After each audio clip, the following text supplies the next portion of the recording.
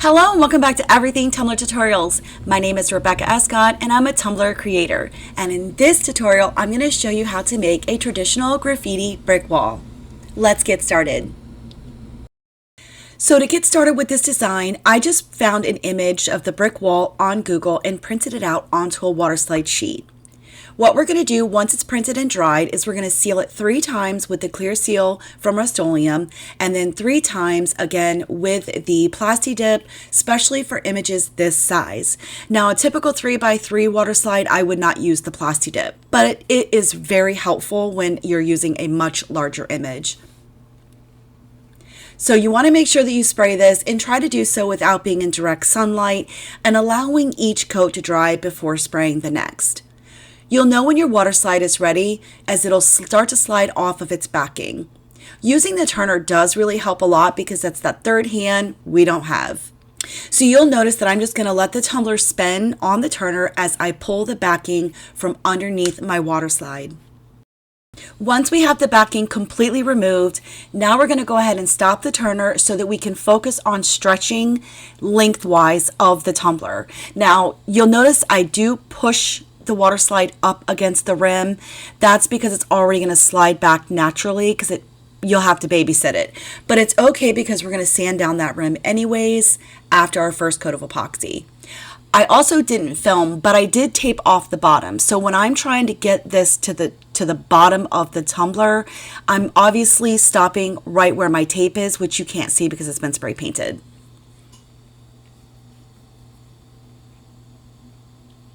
So the Plasti Dip is what is going to allow us to really stretch and pull. And again, I'm doing so very, very gently. You just want to take your time when stretching it out and keep doing this until this is almost dry. If you mess with it too much once it starts drying, you're then going to risk tearing it. So once you've gotten it where you've wanted and you've allowed this to fully dry several hours, because it's such a huge water slide, you want to make sure we don't have any water trapped up underneath. We're then ready to go in with our first coat of epoxy. And I'm using artist resin from CCDIY. After about 30 minutes, I then remove the tape from the bottom. So I'm going to allow that to spin overnight because I'm going to be putting quite a bit of vinyl on this tumbler because I'm going to use these pieces for my stencil. So this vinyl actually comes from Cricut and it's non-permanent. So once we get it onto the cup and we spray paint it, it should come up fairly easy. Now that I have my contact sheet on there, I'm going to again cut all my pieces out, which now you can see, and I'm going to apply the first word which was intended to cover up the seam. So you'll notice that I have all of my negative spaces for my words cut out, and this way now I have the protection from the vinyl on the outskirts of my word, but my word is now exposed in which I can then spray paint. So when placing each word and or design, go ahead and make sure you rub it down really, really well. It's super important to not have any lifts or any wrinkles up around those words because when we spray paint, we wouldn't want to risk having any bleeds up underneath. So once you're pretty sure you have everything rubbed down really well, we're then going to go ahead and remove the contact sheet. And we're going to do this for every design and for every word that we place onto this tumbler. So for this particular design and us having all of this excess vinyl onto the tumbler, you might find yourself in situations like I did where there's going to be overlaps.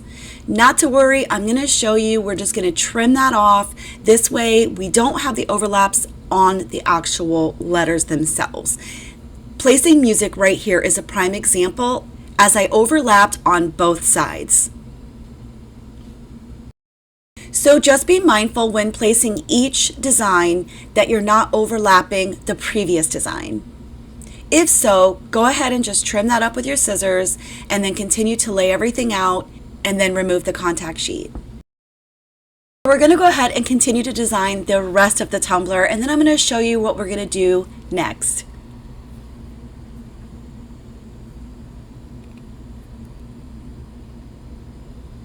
So once you have the entire thing graffitied up the way that you want it, we're then going to take painter's tape and just kind of close in some of those sections we don't want.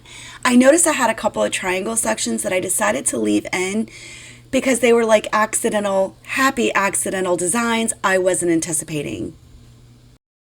So once we get everything taped off and the things that we obviously don't want spray paint on, then we're ready to go ahead and spray paint the tumbler. Now, I was fighting against the rain, so you'll notice when I come back, I have a couple of little raindrops. Not a big deal, but I wasn't able to record. So I'll give you a quick glimpse of the colors that I chose for this tumbler. So for my design, I'm using black, red, purple, orange, and a jungle green. Just randomly all over the tumbler. You can use any colors of spray paint that you desire. So here's what she looks like completely spray painted, and what I loved most is some of them actually oversprayed and it was actually perfect, as it is a graffiti wall. So we're going to go ahead and let this dry, which, by the way, you can also see the little raindrops. Not a big deal, I promise, not a big deal. So I'm going to let this dry fully, and then we're going to come back in and start removing the vinyl.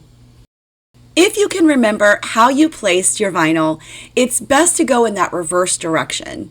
In this way, you're not pulling vinyl that's stuck up underneath 2 or 3 other pieces of vinyl.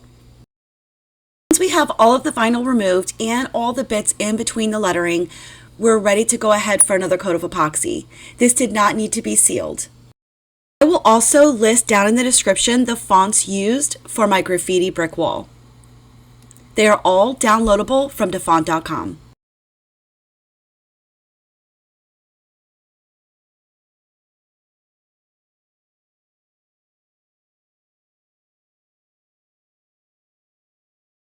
Now that everything is peeled, we are ready to go in for another coat of epoxy. For this coat of epoxy, I am going to be using the Turbo Fast Set from CCDIY. With the Turbo Fast Set, this is touchable in 1 hour. I'd probably wait another 30 minutes before going in for the next step. You're going to want to mix your Turbo Fast Set exactly the same way you would with regular epoxy. Equal parts of part A and part B, stirring for at least 3 to 4 minutes. Once you've applied this coat of epoxy, go ahead and use your torch to pop any bubbles you may or may not be able to see.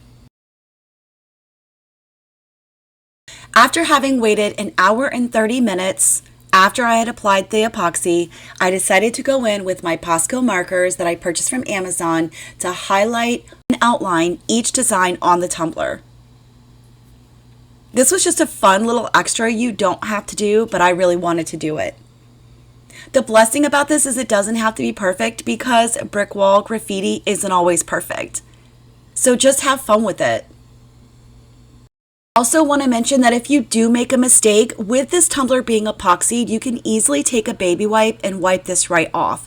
You only have a couple of minutes to spare, though you could probably scrub it off if really need be. But if you make a mistake early on, just use a baby wipe, wipe it off, and start over. Had I done this before epoxy, I wouldn't have been able to take it off. So once I've outlined everything that I wanted to outline, this did not need to be sealed and was ready for its final coat of epoxy. For my final coat, I am going to be using the Turbo Fast Set from CCDIY. And as always, don't forget to use your heat torch to pop any bubbles you may or may not be able to see. I want to thank you so much for watching. That's it for this tutorial. I hope that you guys enjoyed it. If so, don't forget to hit that like button. Be sure to subscribe to my channel for more tutorials coming soon.